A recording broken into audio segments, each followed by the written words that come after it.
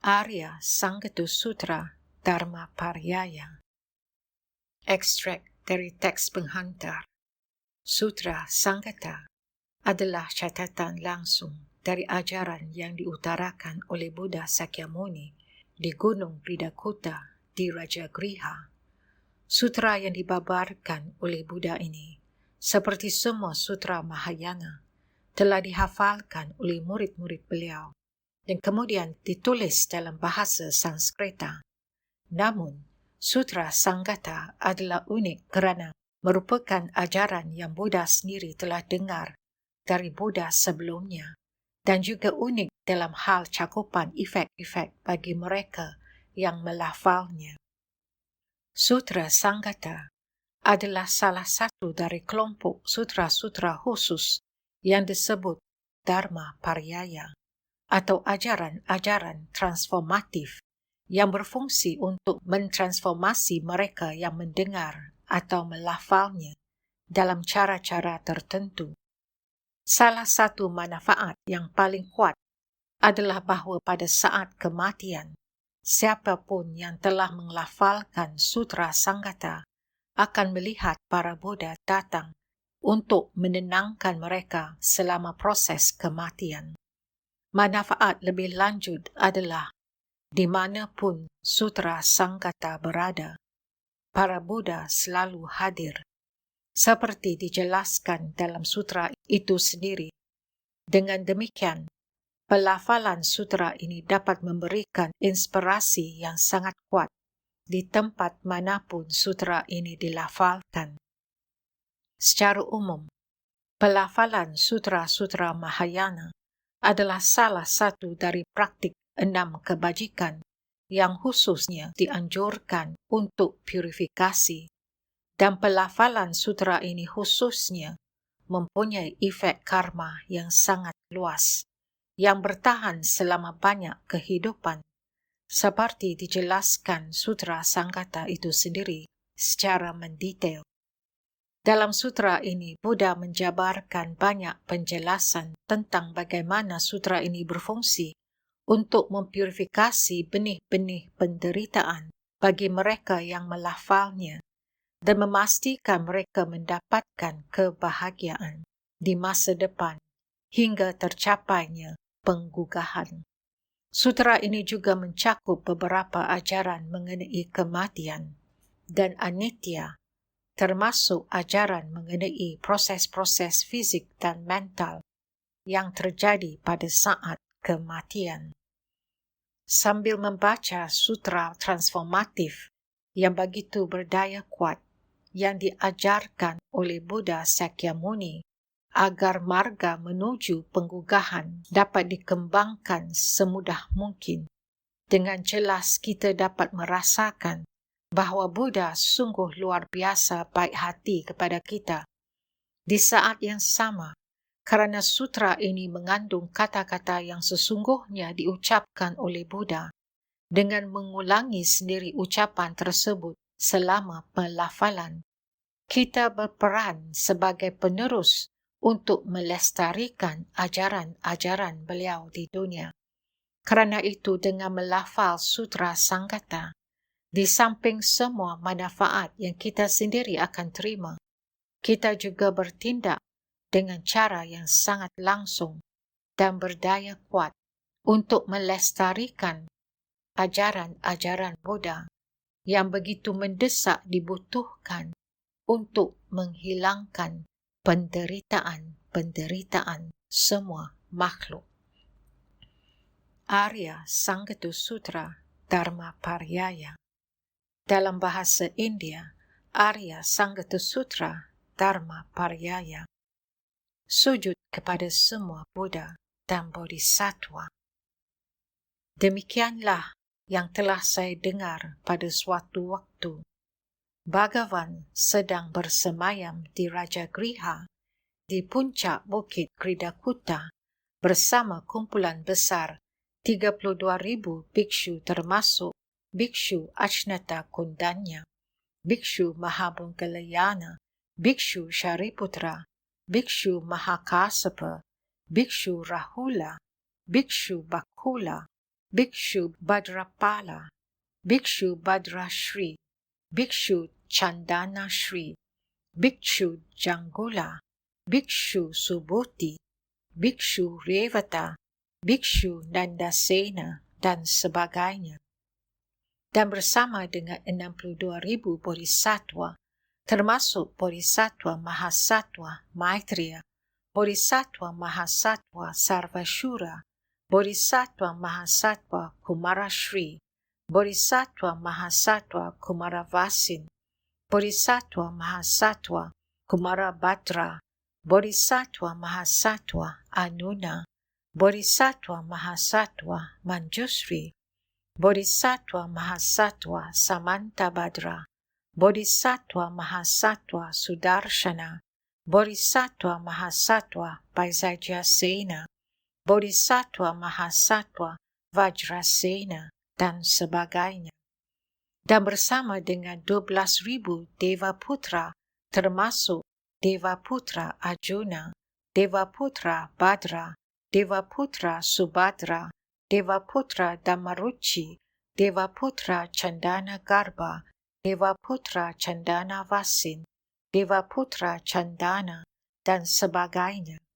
Dan bersama dengan 8,000 Putri Dewa termasuk Putri Dewa Mirdangini, Putri Dewa Prasadavati, Putri Dewa Mahatma Samprayukta, Putri Dewa Chakshusri, Putri Dewa Prajapati Vasini, Putri Dewa Balini, Putri Dewa Danashri, Putri Dewa Subayukta, dan sebagainya. Dan bersama dengan 8,000 Raja Naga termasuk Raja Naga Apalala, Raja Naga Elapatra, Raja Naga Timinggila, Raja Naga Kumbasara, Raja Naga Kumbarsirsha, Raja Naga Penyebab Kebajikan, Raja Naga Sunanda, Raja Naga Susaka, Raja Naga Gavasirsha, dan sebagainya. Mereka semua menuju Rajagriha, puncak bukit Kridakuta, di mana Bhagavan berada. Setelah sampai di sana, mereka bernamaskara di kaki Bhagavan, berpradaksina mengelilingi Bhagavan 3 kali, dan kemudian mereka semua duduk di hadapan Bhagavan. Bhagavan berkenan atas kehadiran mereka dengan tetap diam. Kemudian, Bodhisattva Mahasattva Sarvashura bangkit dari tempat duduknya, meletakkan ujung jubah bagian atas di satu pundak, berlutut dengan kaki kanan, beranjali dan bersujud kepada Bhagavan. Ia berkata kepada Bhagavan sebagai berikut, Bhagavan, sejuta Deva, sejuta putri Deva, dan berjuta-juta Bodhisattva telah berkumpul. Bhagavan, berjuta-juta Shravaka dan para Raja Naga juga telah berkumpul dan duduk untuk mendengarkan Dharma. Oleh kerana itu, mohon Tathagata, Arhat, Samyak Sambuddha mengajarkan suatu pendekatan pada jalan Dharma yang begitu mereka dengar, para makhluk tua akan mempurifikasi semua rintangan karma mereka dan para makhluk muda akan berupaya dengan sungguh-sungguh dalam Dharma Bajik dan akan mencapai keagungan khusus, dan tindakan-tindakan bajik mereka tidak akan merosot sama sekali dan tidak akan menjadi merosot sama sekali. Ia mengatakan ini dan Bhagavan berkata demikian kepada Bodhisattva Mahasattva Sarvashura. Sarvashura, adalah baik, sangat baik bahawa engkau berfikir untuk bertanya kepada Tathagata mengenai hal ini. Oleh kerana itu, Sarvashura, dengarkanlah baik-baik dan penuh perhatian dan ingatlah dan aku akan menjelaskannya kepadamu.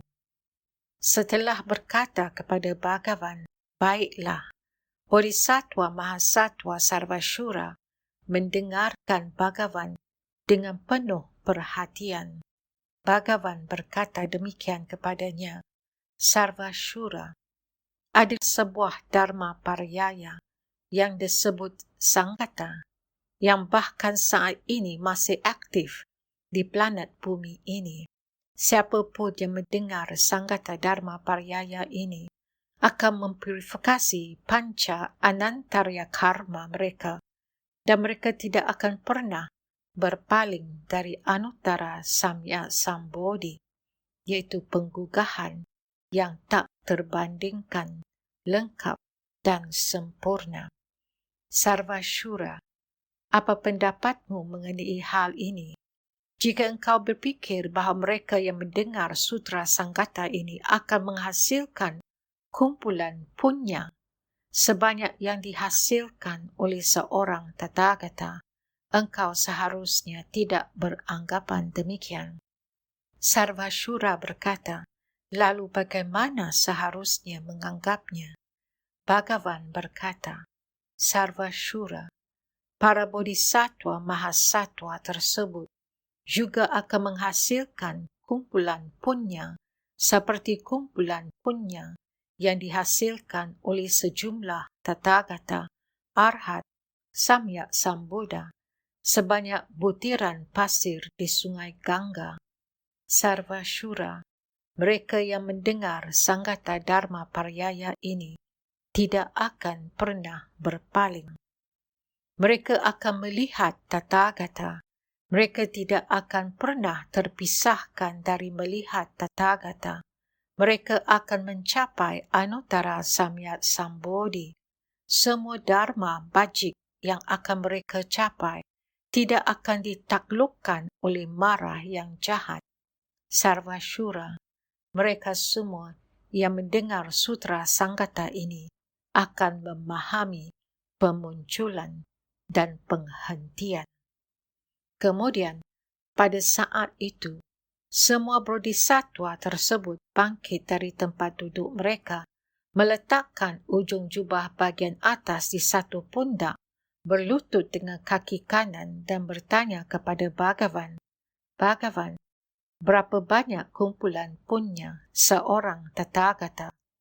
Bhagavan berkata sebagai berikut, Kula Putra, yaitu putra-putri keluarga agung, dengarkanlah besarnya kumpulan punya seorang Buddha. Itu adalah sebagai berikut. Untuk membuat suatu perumpamaan, sebanyak kumpulan punya dari jumlah bodhisattva di 10 bumi, sebanyak titisan air yang ada di samudera luas, dan partikel-partikel debu yang ada di planet bumi, dan butiran-butiran pasir di sungai Gangga, kumpulan punya seorang Buddha adalah jauh lebih besar daripada itu. Sedangkan bagi para makhluk yang mendengar Sanghata Dharma Paryaya ini, kumpulan punya yang akan mereka hasilkan bahkan jauh lebih besar daripada itu, tidaklah mungkin memahami batasan dari kumpulan punya tersebut dengan menghitungnya. Sarvashura, siapapun yang merasa bergembira pada waktu dan pada saat mereka mendengar kata-kata ini, akan menghasilkan kumpulan punya yang tak terhitung. Kemudian, Bodhisattva Mahasatwa Sarvashura berkata kepada Bhagavan, Bhagavan, siapa makhluk-makhluk yang sangat haus akan Dharma? Setelah ia mengatakan ini, Bhagavan berkata kepada Bodhisattva Mahasatwa Sarvashura sebagai berikut, Sarvashura, ada 2 jenis makhluk yang sangat haus akan Dharma. Jika engkau ingin mengetahui yang mana kedua jenis makhluk itu, Sarvashura, mereka adalah seperti berikut. Yang pertama adalah mereka yang mempunyai upeksha terhadap semua makhluk.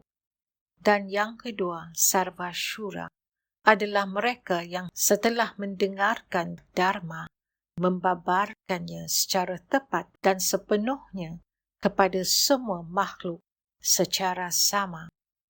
Bodhisattva Mahasatwa Sarvashura berkata, Bhagavan, siapakah yang setelah mendengarkan Dharma membabarkannya secara tepat dan sepenuhnya kepada semua makhluk secara sama? Bhagavan berkata, Sarvashura, yang pertama adalah mereka yang setelah mendengarkan Dharma mendedikasikan diri mereka sepenuhnya pada penggugahan. Saat seseorang mendedikasikan diri sepenuhnya pada penggugahan, ia sangat haus akan Dharma demi para makhluk. Sarvashura. Yang kedua adalah mereka yang memasuki Mahayana. Mereka juga selalu sangat haus akan Dharma. Kemudian, berjuta-juta dewa, naga, manusia dan putri dewa bangkit dari tempat duduk mereka, beranjali di hadapan Bhagavan dan berkata pada Bhagavan sebagai berikut, Bhagavan, kami pun sangat haus akan Dharma. Oleh kerana itu, mohon Bhagavan sepenuhnya memenuhi keinginan-keinginan kami dan keinginan-keinginan semua makhluk. Pada waktu itu, pada saat itu, Bhagavan menunjukkan senyuman. Kemudian Bodhisattva Mahasatwa Sarvashura bangkit dari tempat duduknya, beranjali dan bersujud kepada Bhagavan. Ia berkata kepada Bhagavan sebagai berikut, Bhagavan, apa penyebab dari senyumanmu? Apa kondisinya? Kemudian Bhagavan berkata kepada Bodhisattva Mahasatwa Sarvashura, Sarvashura, para makhluk yang telah datang ke sini akan sepenuhnya mencapai Anuttara Samyak Sambodhi. Mereka akan sepenuhnya mencapai pengalaman-pengalaman mahasuka dari seorang Tathagata. Bodhisattva Sarvashura berkata, Bhagavan, kerana sebab dan kondisi apa para makhluk yang telah datang ke sini akan sepenuhnya mencapai Anuttara Samyak Sambodhi? Bhagavan menjawab, baik Sarvashura, sangat baik bahawa engkau berfikir untuk bertanya kepada Tathagata mengenai hal ini.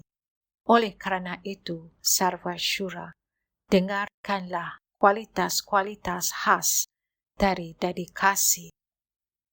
Sarvashura, pada suatu waktu yang telah lama berlalu, berkalpa-kalpa tak terhitung yang lalu, seorang Tathagata Arhat Samyak Sambuddha bernama Ratnashri, sempurna pengetahuan dan tindakannya, seorang Sugata Lokavidu, iaitu mengetahui segenap lokadhatu, pembimbing para makhluk yang tak terbandingkan, guru para dewa dan manusia, Buddha, Bhagavan, muncul di dunia. Sarvashura, pada waktu itu, pada saat itu, aku adalah seorang Brahmana muda. Semua makhluk yang aku hantarkan pada Prajna Buddha pada waktu itu, pada saat itu, adalah hewan-hewan liar. Dan pada waktu itu, pada saat itu, aku membuat pranidhana ini, agar semua hewan-hewan liar yang sekarang tersiksa oleh penderitaan terlahir dalam Buddha Kshetriyaku. Aku akan menghantarkan mereka semua pada Prajna Buddha. Dan semua hewan-hewan liar setelah mendengar kata-kata tersebut berkata, demikianlah, Sarvashura, melalui akar kebajikan ini, para makhluk ini telah datang ke sini dan mereka akan sepenuhnya mencapai Anuttara Samyak Sambodhi.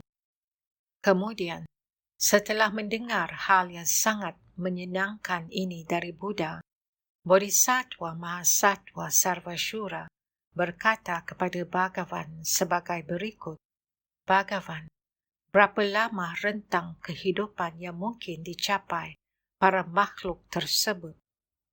Bhagavan berkata, rentang kehidupan 80 kalpa adalah mungkin dicapai para makhluk tersebut.